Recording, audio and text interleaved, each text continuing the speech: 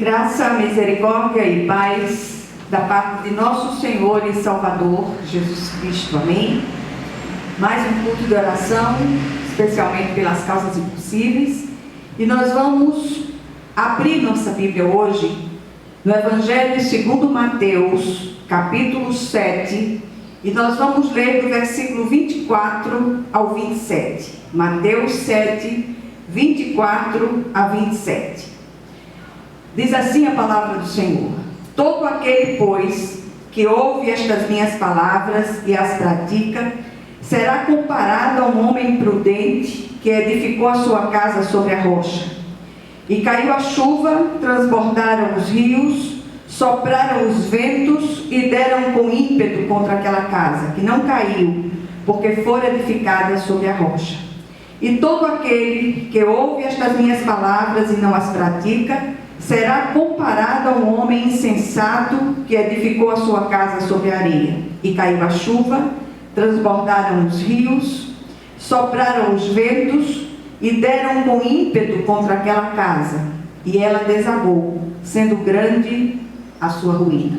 Amém? Vamos orar. Senhor, nosso Deus e nosso Pai Celestial, vem falar ao nosso coração no dia de hoje. Vem ministrar ao nosso espírito, Senhor, que possamos checar nossos alicerces espirituais, fortalecê-los em Ti e na força do Teu poder. Fala conosco, Senhor, porque o Teu povo ouve. Em nome de Jesus. Amém.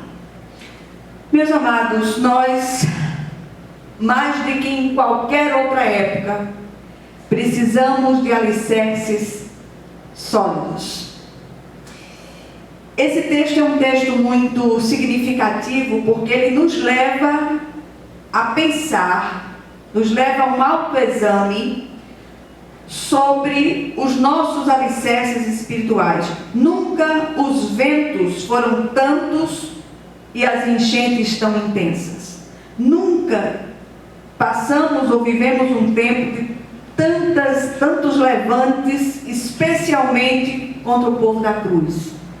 Nós estamos vivendo dias de uma inversão absurda de valores. Tudo concorre para nos fazer arrefecer na fé. Tudo concorre para nos fazer desistir da jornada.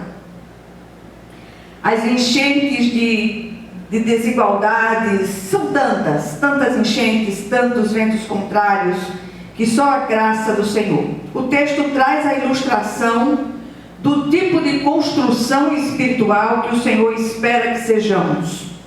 Uma construção feita para resistir. Neste capítulo, Jesus traz outras ilustrações para ensinar a mesma coisa. Fala de 2 caminhos e também fala do tipo de árvore e de seus respectivos frutos.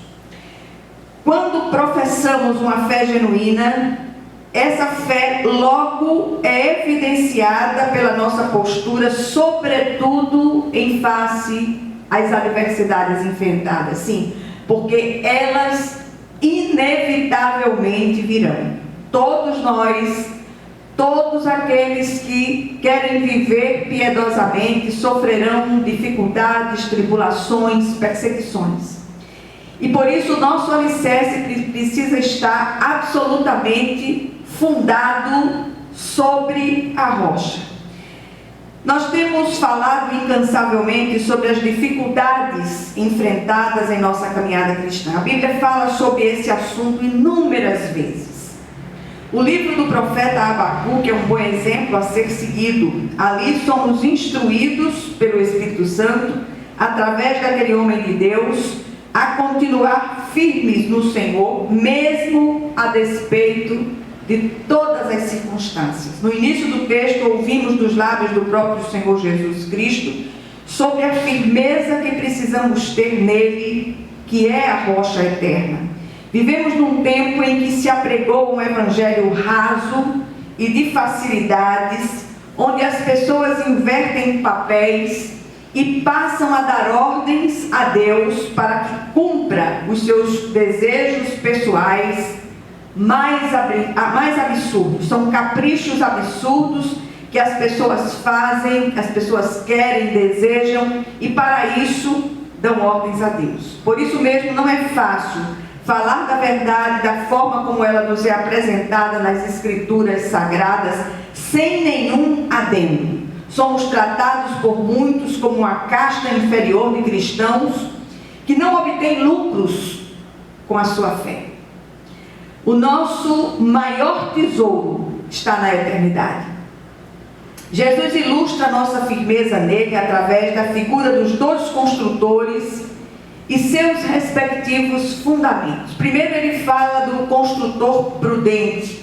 E na versão de Lucas, diz que este construtor cavou, abriu profunda vala e lançou o seu alicerce sobre a rocha.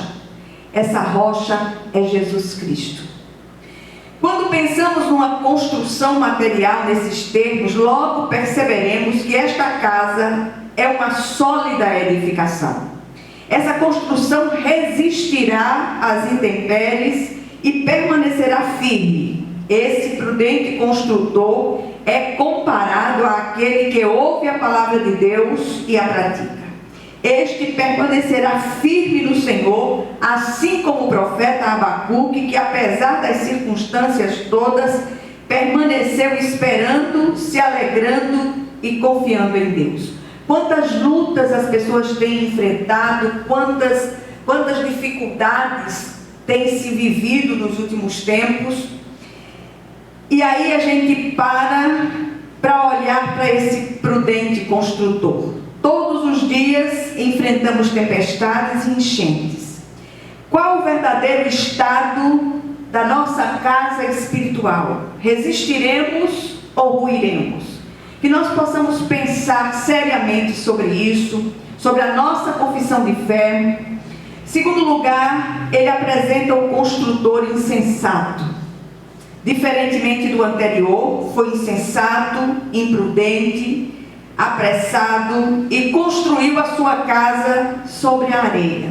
Quão tolo foi esse construtor! Não precisamos ser conhecedores do assunto, mas perceber que uma construção dessa não aguenta a ação do tempo. Não precisa ser nenhum especialista. Na primeira tempestade ou vendaval, ruirá. Esse construtor aqui é comparado àquele que ouve a palavra de Deus e não a pratica. Quantos construtores insensatos no nosso meio? Misericórdia. O alicerce da parábola em questão é a obediência à palavra de Deus. Jesus é a rocha sobre a qual esse alicerce deve ser edificado. A obediência comprova a veracidade da nossa fé. É na hora da prova que nós somos testados quanto à nossa fé. Esse construtor não compreendeu esse princípio, assim como muitos em nosso meio. Os dois construtores tinham objetivos em comum. Eles queriam, desejavam construir boas e sólidas casas. Contudo, quando veio a tempestade, uma delas ruiu. Qual a diferença das duas construções? O alicerce. Assim, a segunda casa sobre a areia é a falsa profissão de fé que só dura até a tempestade, a hora dos ventos contrários, a hora da prova. Quantos abandonam o caminho e aí a gente pensa, a salvação se perde? Não, esses nunca foram regenerados de fato. Tomaram uma decisão emocional acerca do Cristo e na primeira dificuldade caíram fora. Nós podemos entristecer com lideranças, nós podemos entristecer com igrejas locais, com irmãos na fé, mas nunca entristeceremos com Jesus, porque Jesus jamais nos decepcionará. E aqui cabem algumas perguntas que eu deixo para vocês. Primeira, como está a nossa profissão de fé? Vamos checar. Segundo, a nossa vida de fato mudou ou somos grandes farsas como cristãos? Terceiro, estamos produzindo frutos dignos, frutos de piedade, de arrependimento sincero diante de Deus? Quarto, temos resistido às tempestades da vida? Se até aqui respondemos afirmativamente a essas questões, então glória a Deus. É porque o nosso alicerce está firmado sobre a rocha eterna que é Jesus Cristo. A nossa profissão de fé é verdadeira. Do contrário, somos realmente grandes caricaturas como cristãos. Que o Senhor, Ele abra os nossos olhos espirituais, que o Senhor nos ajude a compreender essas coisas, a discernir essas coisas, no nome de Jesus. Eis aqui a nossa caixinha de pedidos de oração. Vamos apresentá-los diante do Senhor, sem contudo deixar de acrescentar: faça-se a tua vontade, não a nossa, Senhor. Nós não sabemos orar como convém, não sabemos pedir como convém, mas o Senhor sabe como responder. Vamos orar. Senhor, nosso Deus e nosso Pai Celestial, eis aqui, Senhor, as nossas impossibilidades. Absolutamente não há nada humano que possamos fazer aqui. Te peço especialmente por Ana Catarina, rogo a Ti pelas misericórdias vivas de Jesus, que todas as nossas causas impossíveis sejam trazidas diante do trono da graça. Que o Teu nome, Senhor, em todas as coisas aqui seja glorificado. Responde cada uma dessas nossas petições segundo a Tua excelsa e soberana vontade, ó Pai. E que tudo seja para louvor e honra da Tua glória, em nome e por amor de Jesus. E que a graça de nosso Senhor e Salvador Jesus Cristo, o amor infinito de Deus, o nosso Pai Celestial, que as consolações e comunhão do Santo Espírito estejam com todos vocês e com todo o povo de Deus, espalhado por toda a face da terra, desde agora e para todo o sempre. Amém, amém e amém. Que Deus os abençoe ricamente, em nome de Jesus.